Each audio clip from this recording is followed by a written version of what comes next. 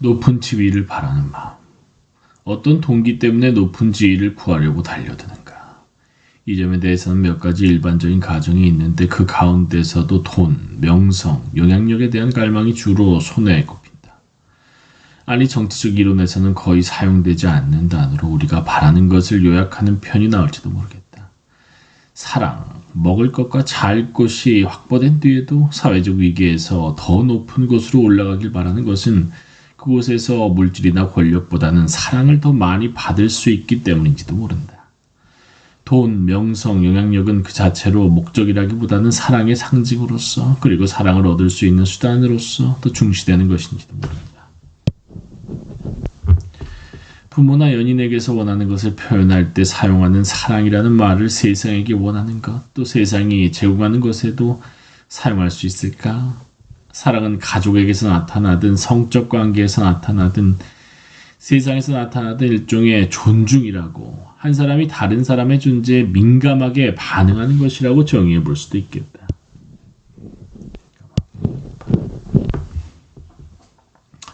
누가 우리한테 사랑을 보여주면 우리는 관심의 대상이 되었다는 느낌을 받는다. 우리의 존재에 주목하고 우리 이름을 기억해주고 우리 의견에 귀를 기울여주고 약점이 있어도 관대하게 받아주고 요구가 있으면 들어주기 때문이다.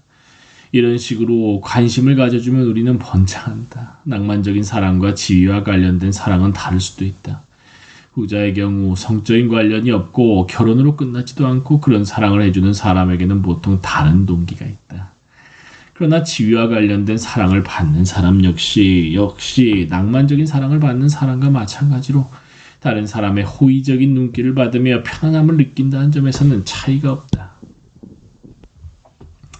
흔히 사회에서 중요한 지위에 있는 사람을 이름 있는 사람이라고 부르고 그 반대의 경우로 이름 없는 사람이라고 부른다. 이것은 말도 안 되는 것이 우리 모두가 정체성을 가진 누구 못지않은 존재, 권리를 가진 개인이기 때문이다.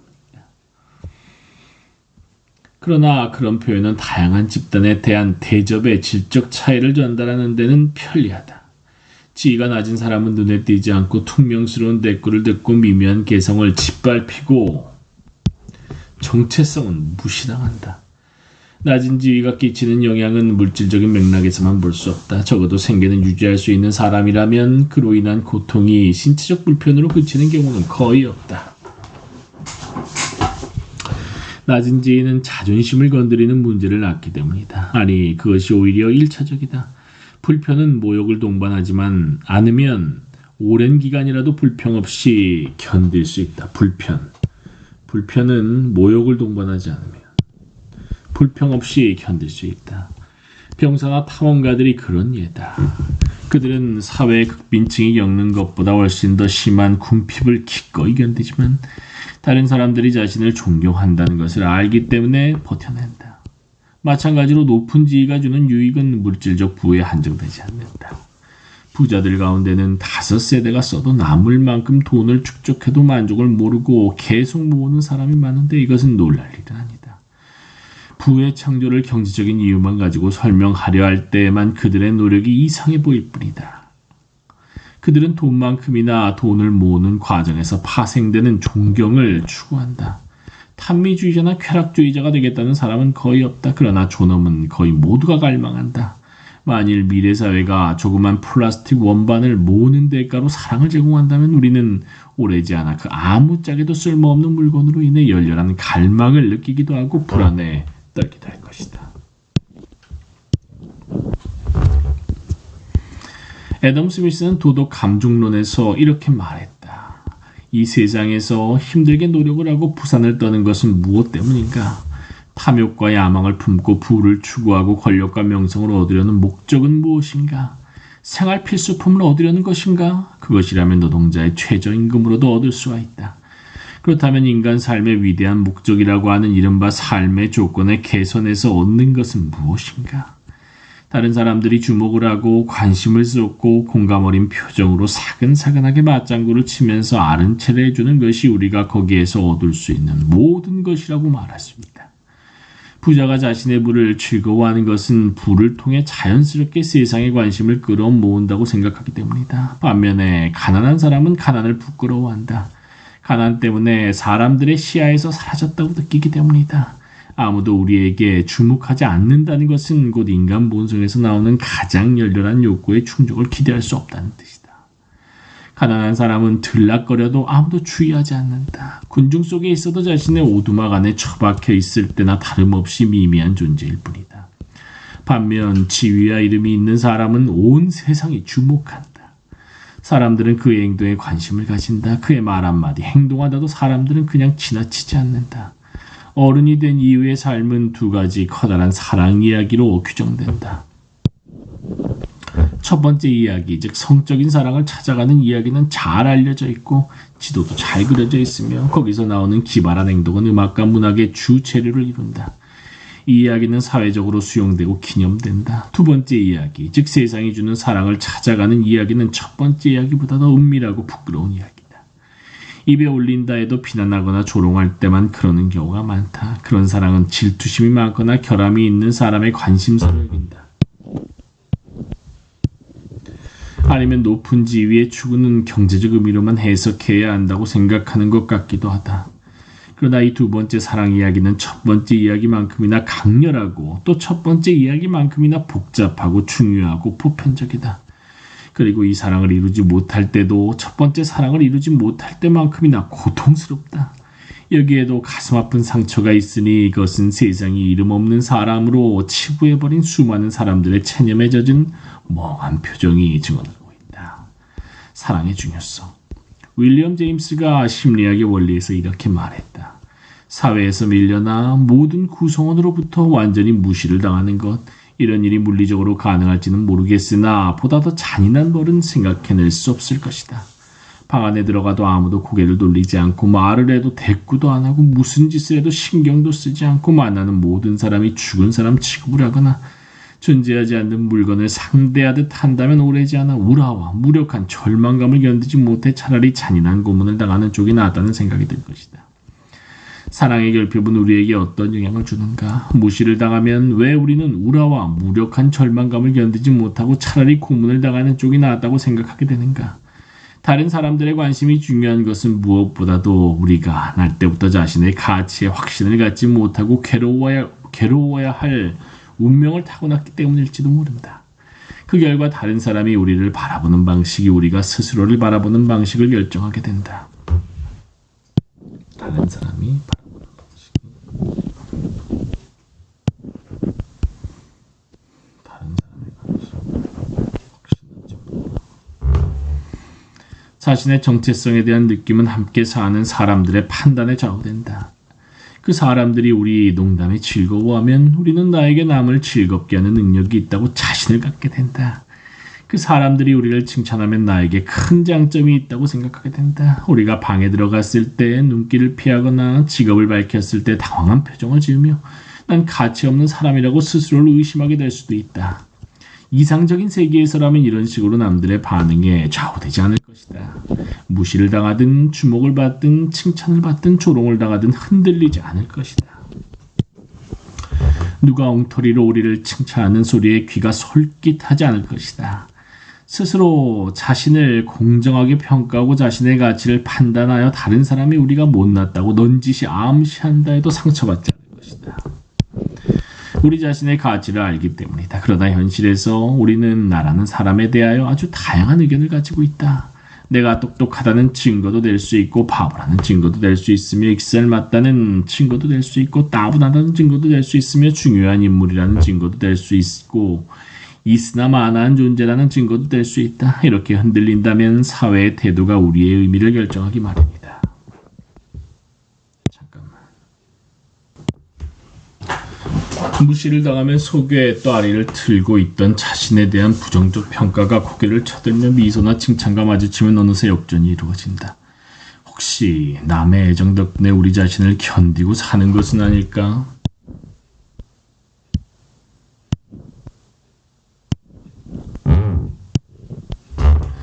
우리의 에고나 자상은 바람이 새는 풍선과 같아 늘 외부의 사랑이라는 헬륨을 집어넣어줘야 하고 무시라는 아주 작은 바늘에 취약하기 짝이 없다. 남의 관심 때문에 기운이 나고 무시 때문에 상처를 받는 자신을 보면 이런 터무니없는 일이 어디 있나 싶어 정신이 번쩍 들기도 한다. 동료 한 사람이 인사를 건성으로 하기만 해도 연락을 했는데 아무런 답이 없기만 해도 우리 기분은 시커멓게 멍들어 버린다. 누가 우리 이름을 기억해주고 과일 바구니라도 보내주면 갑자기 인생이란 살 가치가 있는 것이라고 환희해졌는다. 따라서 물질적인 관점만이 아니라 정서적인 관점에서도 우리가 세상에서 차지하는 자리에 대해 불안해하는 것은 놀랄 일이 아니다. 이 자리는 우리가 얼마나 많은 사랑을 받을 수 있는지 결정하며 결과적으로 우리가 우리 자신을 좋아할 수 있는지 아니면 우리 자신에 대한 신뢰를 잃을 수밖에 없는지 결정한다. 이 자리는 우리에게 전례 없는 중요성을 가지게 된 일용품, 즉 사랑을 얻는 열쇠다. 사랑이 없으면 우리는 자신의 인격을 신뢰할 수도 없고 그 인격을 따라 살 수도 없다.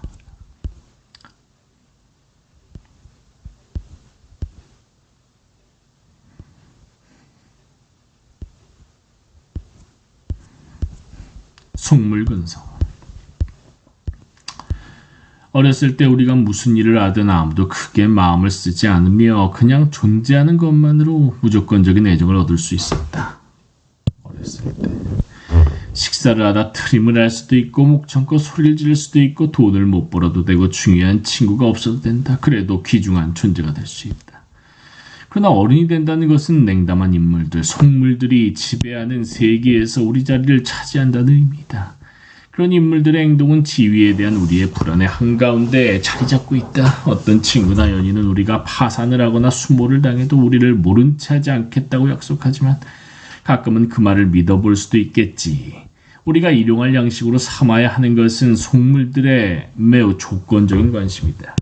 속물들의 매우 조건적인 관심. 속물근성이라는 말은 영국에서 1820년대에 처음으로 사용되었다. 이 말은 옥스퍼드와 케임브리지의 많은 대학의 시험 명단에서 일반 학생을 귀족 자제와 구별하기 위해 이름 옆에 이것을 줄임말 스노비다. 즉 자귀가 없다고 적어놓은 관례에서 나왔다고 한다. 자귀가 없다. 속물. 이 말은 처음에는 높은 지위를 갖지 못한 사람을 가리켰으나 곧 근대적인 의미, 즉 거의 정반대의 의미를 가지게 되었다. 상대방에게 높은 지위가 없으면 불쾌해하는 사람을 가리키게 된 것이다. 상대방에게 높은 지위가 없으면 불쾌해하는 사람, 속물. 어떤 사람을 속물이라고 말하는 것은 그 사람을 경멸하는 의도를 가진다는 것, 즉 그 사람의 조롱받아 마땅한 매우 유감스러운 차별 행위를 묘사하기 위해 그 말을 사용한다는 것 또한 분명해졌다. 조롱받아 마땅한 유감스러운 차별 행위야. 표현 좋네. 유감스러운. 이 문제에 대한 선구적인 작업인 속물에 관한 책에서 윌리엄 세커리는 25년간 속물이 영국에 철도처럼 퍼져나갔으며 이제는 해가 지지 않는 제국에 어디를 가나 발견할 수 있다고 말했다. 그러나 정말 새로웠던 것은 속물근성이 아니라 속물들의 그런 전통적인 차별 행위를 이제 용납할 수 없는 것으로 여기게 된 적어도 세커리 같은 사람들에게는 평등 정신이었다. 그 이후 노골적으로 사회적 또는 문화적 편견을 드러내는 모든 사람, 즉 어떤 한 종류의 사람이나 음악이나 와인이 다른 것보다 분명하게 낫다고 말하는 모든 사람을 속물이라고 부르게 되었다. 이런 식으로 이해하자면 속물이란 하나의 가치 청도를 지나치게 떠벌리는 모든 사람을 가리킨다고 할 수가 있다. 하나의 가치 청도를 지나치게 떠벌린다. 그러나 누구 또는 무엇을 존중하느냐 하는 문제와 관련지어 속물근성의 의미를 좁혀보는 것이 더 정확하게 살펴보는 방법이 될 수도 있겠다. 속물의 독특한 특징은 단순히 차별을 하는 것이 아니라 사회적 지위와 인간의 가치를 똑같이 본다는 것이다. 사회적 지위와 인간의 가치를 똑같이. 전통적으로 보자면 속물근성은 귀족 계급에 대한 관심과 관련이 있지만 귀족이 사회의 정점에 올라서 있던 시기에 그러한 장소에서 처음으로 이런 태도가 언어로 포착되었기 때문에 그렇다고 해서 속물근성을 사냥이나 신사클럽에 대한 열망과 동일시하게 되면 그 현상의 다양성을 이해하기 힘들다. 속물은 시대에 따라 군인, 스파르타, 주교, 로마, 신, 바이마르, 농민, 중국 등 여러 특정한 집단에 영합했다.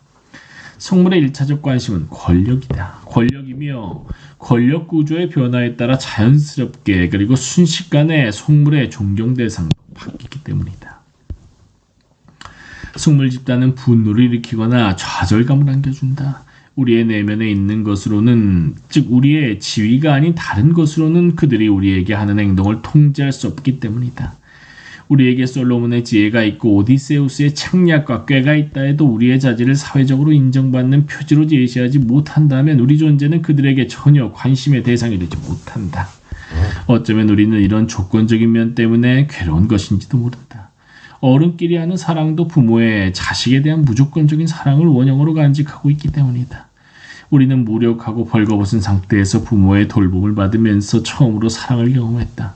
아기는 물론 자신을 돌봐주는 사람에게 세속적인 보답을 할 수 없다. 따라서 아기는 그냥 그런 존재이기 때문에, 즉 발가벗겨진 상태의 정체성으로 사랑을 받고 돌봄을 받는 것이다. 아기는 그 통제할 수 없는 떼를 쓰고 고집을 부리는 특성에도 불구하고 그런 특성 때문에 사랑을 받는다. 그러나 나이가 들면서 애정은 성취와 관련을 맺기 시작한다. 예의를 지킨다든가 학교나 다른 곳에서 좋은 성과를 거둔다든가 계급이나 명성을 얻는 일이 중요해지는 것이다. 그러나 그런 노력으로 다른 사람들의 관심을 끌 수는 있지만 훌륭한 행동으로 남들의 감탄을 자아내는 것만으로는 우리의 근저에 깔린 감정적 욕구가 채워지지 않는다. 부엌바닥에 집짓기 블록을 늘어놓기만 해도 부드럽고 통통한 몸을 뒤치며 믿음이 담긴 눈으로 말똥말똥 바라보기만 해도 우리를 끌어안아 주었던 그 관대하고 무차별적인 사랑을 다시 붙잡고 싶기 때문이다. 멍청한 아청꾼이 아니고서는 아무도 권력이나 명성 때문에 당신을 사귄다고 말하진 않는다. 이것이야말로 우리 밑바닥에 그런 무조건적인 사랑에 대한 욕구가 존재한다는 증거다. 나의 권력이나 명성 때문에 점심에 초대한다면 그것은 기분 나쁜 일일 수도 있다. 또 초대한 사람의 태도가 곧 바뀔 것이라고 짐작할 수도 있다. 권력이나 명성은 우리 자아의 진정한 알맹이 바깥에 있는 것이기 때문이다. 일자리를 잃고 영향력이 줄어들어도 우리는 계속 살아있을 것이며 어린 시절에 자리 잡은 애정 욕구 또한 조금도 줄지 않을 것이다. 따라서 유능한 아청꾼은 자신이 관심을 가지는 것이 상대의 지위와는 전혀 관계없는 부분임을 암시해야만 한다. 그래서 의리의리한 차, 신문에 등장한 모습, 회사의 임원직위는 자신의 깊고 순수한 애정에 영향을 미치지 못하는 요소들이라고 강조한다. 그러나 아첨꾼의 이런 노력에도 불구하고 상대는 그의 반지르르한 표면 밑에서 변덕스러움을 감지하고 속물의 무리를 멀리하는 경향이 있다. 변덕스러움의 감지. 운이 좋아 잠시 아슬아슬하게 손에 쥐고 있는 지위가 본질적 자아와 아무런 관련이 없을지도 모른다는 두려움 때문이다.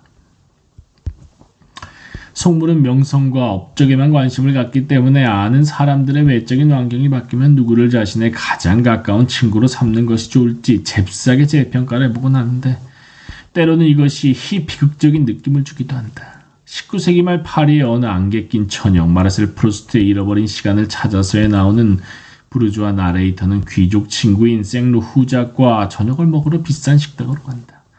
나레이터는 일찍 도착하고 생루는 아직 오지 않았다. 그러자 식당 직원들은 나레이터의 익숙치 않은 이름과 초라한 외투를 보고 별 볼 일 없는 손님이라고 생각했다. 그래서 선심을 쓰는 채하고 차가운 바람이 부는 탁자로 안내하고 나서 마실 것이든 먹을 것이든 느릿느릿 가져다 준다. 그러나 15분 뒤에 후작이 도착하여 나레이터가 그의 친구라는 사실이 드러나자 순식간에 직원들의 눈에 나레이터의 가치가 바뀐다. 지배인이 그의 앞에서 깊이 고개를 숙이고 차림표를 펼치더니 화려한 동작을 섞어가며 특별 요리를 외우고 옷을 칭찬한다. 게다가 이런 예우가 귀족의 친구이기 때문에 나오는 것이라는 생각을 막으려는 듯 이따금씩 개인적인 애정을 드러내는 작은 미소를 슬쩍 흘리기도 한다. 나레이터가 빵을 좀 달라고 하자 지배인은 뒤꿈치를 부딪혀 딱 소리를 내며 소리친다. 알겠습니다, 남장님. 난 남작이 아닌데요. 나는 불어 처량한 목소리로 말했다. 죄송합니다, 백장님. 다시 이 일을 제기하고 싶지는 않았다. 그래봐야 내가 후작지위로 올라가는 것밖에 남은 것이 없었기 때문이다. 이런 표변이 눈앞에 상대에게 만족을 준다 해도 그 밑에 깔린 역학은 냉혹하다. 물론 지배인은 그 속물적인 가치체계를 전혀 바꾸지 않았다. 그저 냉혹한 틀 내에서 상대에게 다른 방식으로 보상을 했을 뿐이다. 그러나 세상을 향해 우리 대신 우리 영혼의 고귀함을 이야기해줄 생루 후적이나 신데렐라의 왕자님을 만날 기회는 사실 거의 없는 것 아닌가. 우리는 보통 그 싸늘한 바람이 부는 곳에서 그냥 식사를 마치게 된다. 신문 때문에 문제는 더 복잡해진다. 속물은 독립적 판단을 할 능력이 없는 데다가 영향력 있는 사람들의 의견을 갈망한다. 따라서 언론의 분위기가 그들의 사고를 결정해버리는데 그 수준은 위험할 정도다. 세커리는 영국인이 높은 지위와 귀족 계급에 매달리는 원인이 궁극적으로 신문에 있다고 주장했다. 신문은 매일 자기가 있는 사람과 유명한 사람이 존엄한 존재라고 역설하는데 이는 결국 자기가 없는 보통 사람들은 시시하다고 역설하는 것과 다름없다는 것이다. 세커리가 특히 걱정했던 것은 신문의 궁정란으로 여기에서는 정중한 태도로 상류사회 사람들의 파티, 휴가, 생일, 죽음을 다루었다.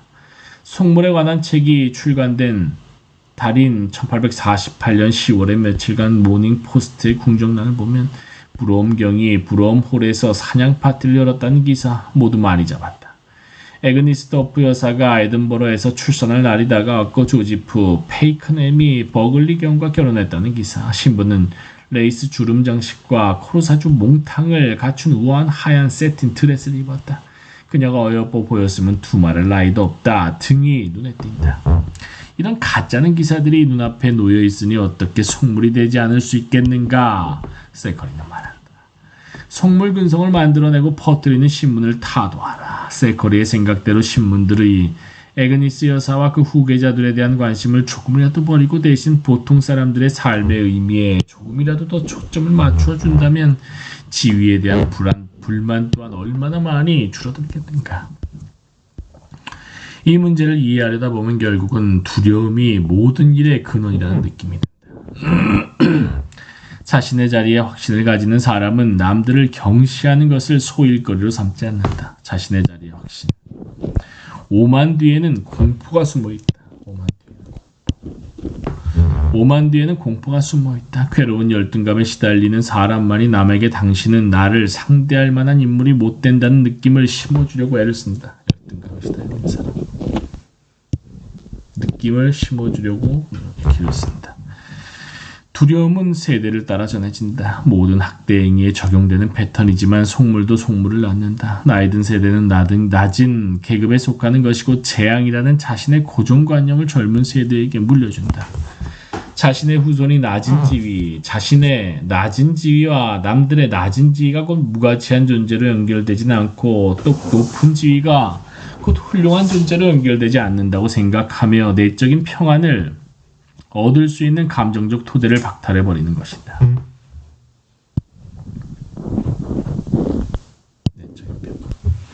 스파이서 윌콕스 집안 사람들이 가네의 엄마. 1892년 펀치에 실린 만화에서 봄날 아침에 하이드 파크를 걷던 딸은 어머니에게 소리친다. 우리와 사귀고 싶어 죽을 지경이란 이야기를 들었는데 부르는 게 좋을까요? 사귀고 싶어.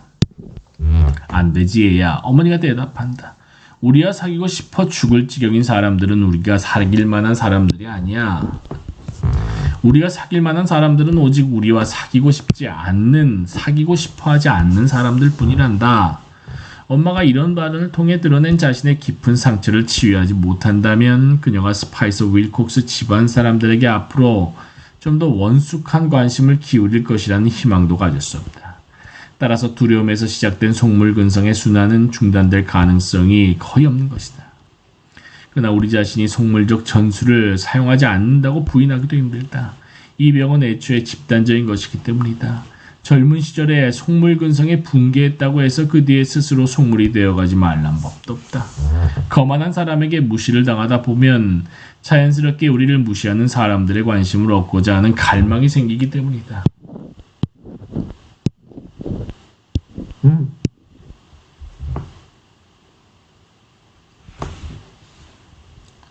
어떤 사람들은 싫어한다고 해서 그들이 우리를 좋아하는 것도 싫은 것은 아니기 때문이다.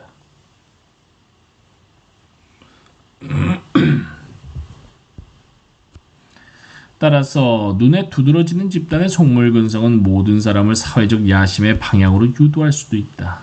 사회적 야심. 사람들은 처음에는 그런 야심을 못마땅해 하다가도 어느새 그것이 사랑과 인정을 얻을 수 있는 유일하게 확실한 수단인 양 쫓아다니게 된다. 그런 행동은 두려움에서 존엄에 대한 욕망이 채워지지 않은 상태에서 나온 것이기 때문에 어쩌면 경멸하기보다는 슬퍼하고 이해하는 것이 옳을지도 모른다. 지위의 상징들을 다급하게 갈망하면서 괴로워하는 사람들, 즉 유명한 사람의 이름을 팔고 다니거나 호사스러운 장식물에 연연한 사람들을 조롱하고 싶은 유혹을 느끼는 것은 당연하다. 빅토리아 여왕 시대에는 천박한 가우가 날개 돋친 듯이 팔려나갔다. 그 다수는 런던의 잭슨 랜드 그레이엄이라는 회사의 작품이었는데 그 가운데도 가장 화려한 가구는 가지를 잘라댄 떡갈나무를 깎아 만든 장으로 이 장은 포도를 따는 소년들의 상, 여상주 둘, 조각간 벽기 등으로 장식되어 있다. 이 장의 핵심은 높이가 60cm에 이르는 금박을 입힌 웅장한 황소다. 그러나 이런 물건을 산 사람을 조롱하기 전에 먼저 이런 종류의 가구를 만들고 소비한 큰 맥락을 살피는 것이 공정한 태도라고 할 수 있다. 가구를 산 사람을 비웃기보다는 그들이 살았던 사회의 책임을 물을 수 있다는 것이다. 이런 장식장을 구매하는 것이 심리적으로 필요한 일일 뿐만 아니라 보람있는 일이라고 느끼도록 상황을 조성한 것이 그 사회이기 때문이다. 이 사회에서는 화려한 장식을 과시하는 물건을 가진 사람들이 존경을 받았다. 사실 사치품의 역사는 탐욕의 이야기라기보다는 감정적 상처의 기록으로 읽는 것이 더 정확할 것 같다. 사치품의 역사는 탐욕의 이야기가 아니라 감정적 상처의 기록. 이 역사는 남들의 경멸의 압박감을 느껴 자신에게도 사랑을 요구할 권리가 있음을 보여주기 위해 텅 빈 선반에 엄청난 것들을 전시하려 했던 사람들이 남긴 유산이기 때문이다. 가난이 낮은 지위에 대한 전례의 물질적 형벌이라면 무시와 외면은 속물적인 세상이 중요한 상징을 갖추지 못한 사람들에게 내리는 감정적 형벌이다. 감정적 형벌.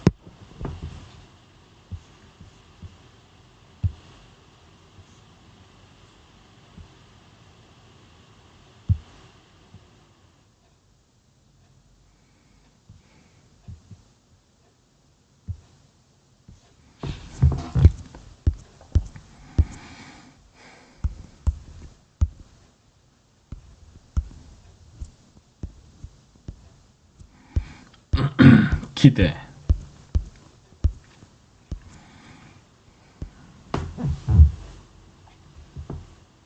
후르시초프, 리처드 닉슨. 물질적 진보.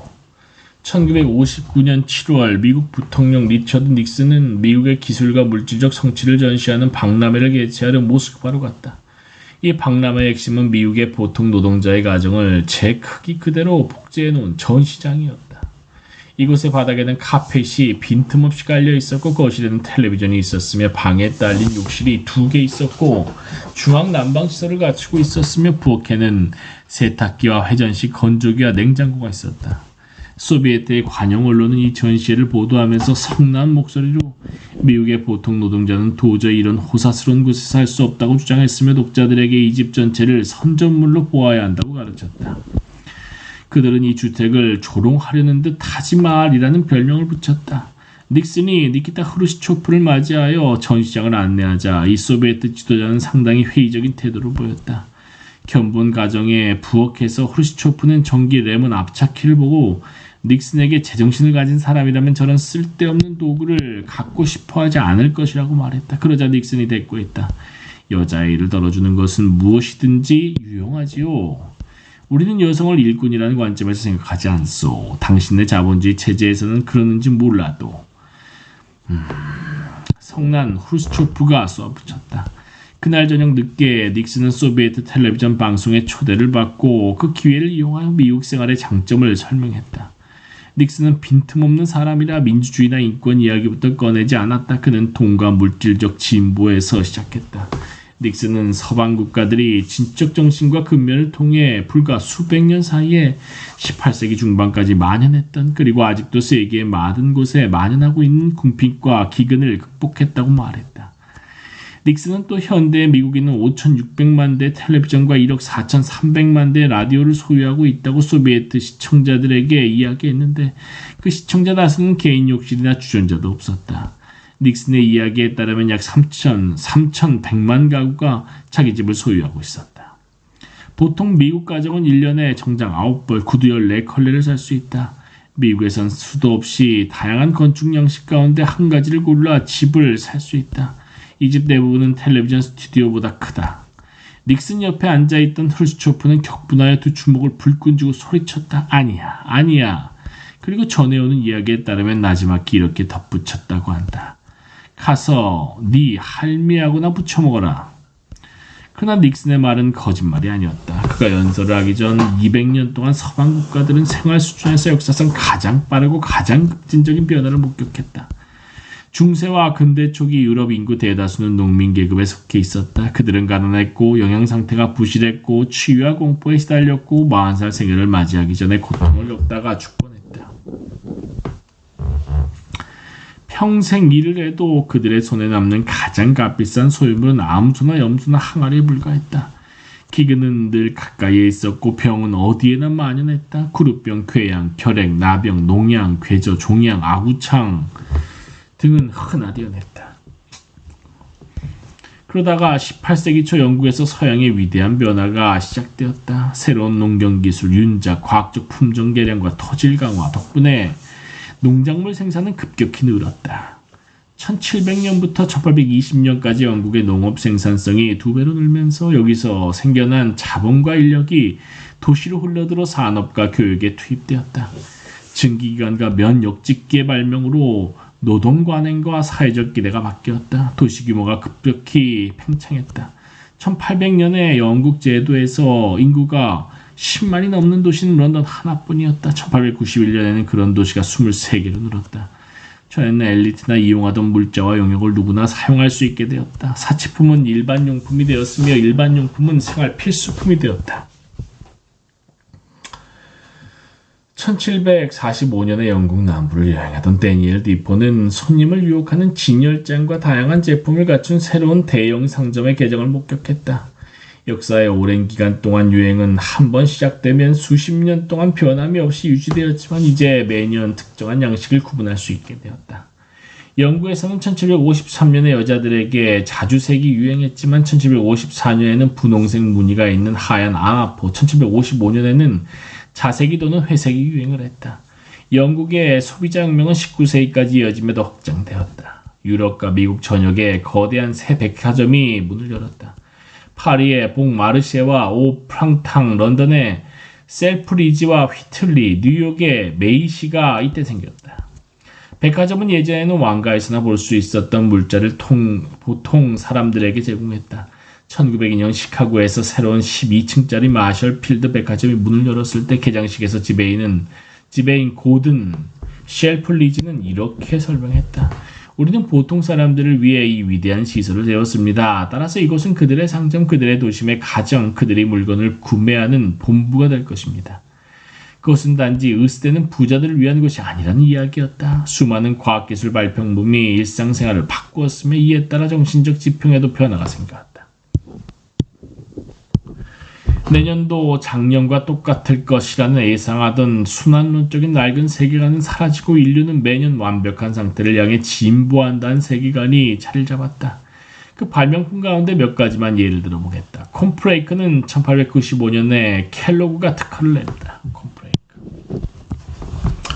자신의 요양소에 입원한 사람들에게 주던 곡물 혼합물이 굳었다가 얇은 조각으로 깨지는 것을 보고 착안한 것이다. 깡통 따개는 1870년에 특허를 얻었다. 오피는 1849년에 발명되었다. 재봉틀은 1851년에 싱어가 개발했다. 기성복은 1860년대부터 일반화되기 시작했으며 기계로 만든 속옷은 1870년대에 나왔다. 타자기는 1867년에 발명되었다. 타자로 친 첫 원고는 1883년. 마크 트웨인의 미시시피 강변 생활이었다. 가공식품은 1860년대 영국의 크로스 앤 블랙웰은 1년에 27,000갤런의 케첩을 생산했다. 1880년대 초 화학자 엘프리드 버드는 달걀 없는 커스터드 가루를 발명했다. 블랑망주 가루는 1870년대에 발명되었고 젤리 크리스털은 1890년대에 발명되었다. 조명 스테아르산을 이용한 양초는 1830년대부터 사용되면서 훨씬 수명이 짧은 수지 양초를 대체했다. 위생 1840년에 돌턴은 유약을 바른 도자기관을 만들어 대도시 하수시설에 혁명을 일으켰다. 1870년대 말에는 유럽과 미국의 공중화장실이 나타나기 시작했다. 조지 제닝스가 1884년에 발명한 유명한 받침대 단지 좌변기는 수세 능력으로 사람들을 깜짝 놀라게 했다. 1884년 양변기 광고에서 표현한 대로 2갤런의 물로 사과 10알과 납작한 해면을 씻어내렸다. 전화는 1863년에 알렉산더 그레이엄 벨이 발명했다. 드라이 클리닝은 1849년 파리의 재단사 조리 베랭이 발명했다. 그는 실수로 테레비뉴를 식탁바에 쏟았는데 그 부분의 얼룩이 말끔하게 씻겨나간 것을 보았다. 퍼스의 플라스는 1866년부터 영국 제도 어디에서나 우편으로 이틀 안에 드라이 클리닝을 해주는 서비스를 제공했으며 석유와 벤젠을 섞어 졸리 벨랭의 세탁액을 개선하기도 했다.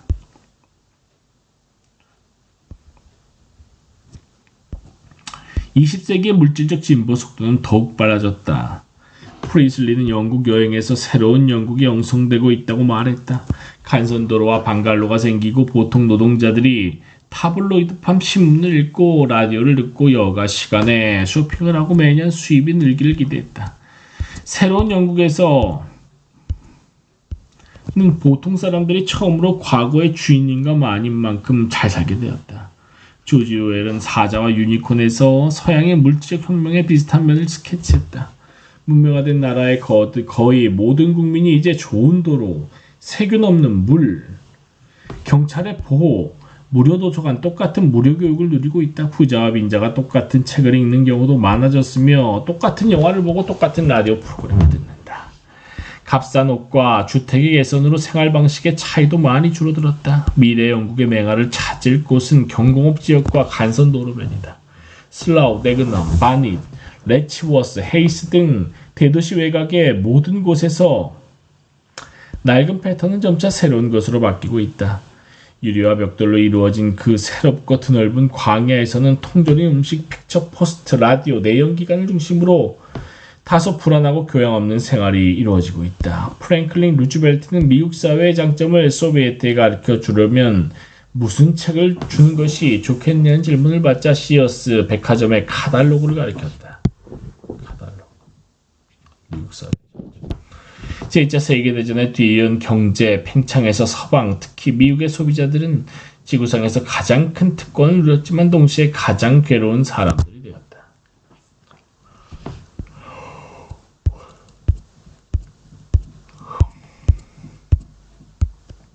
미국 전역에서 쇼핑몰의 발전으로 새로운 갈망들이 생겼다. 시민들은 기후가 통제되는 환경에서 어느 때고 쇼핑을 할 수 있었다. 50년에 미네소타에서 사우스데일 몰이 문을 열었을 때 그 광고는 이러했다.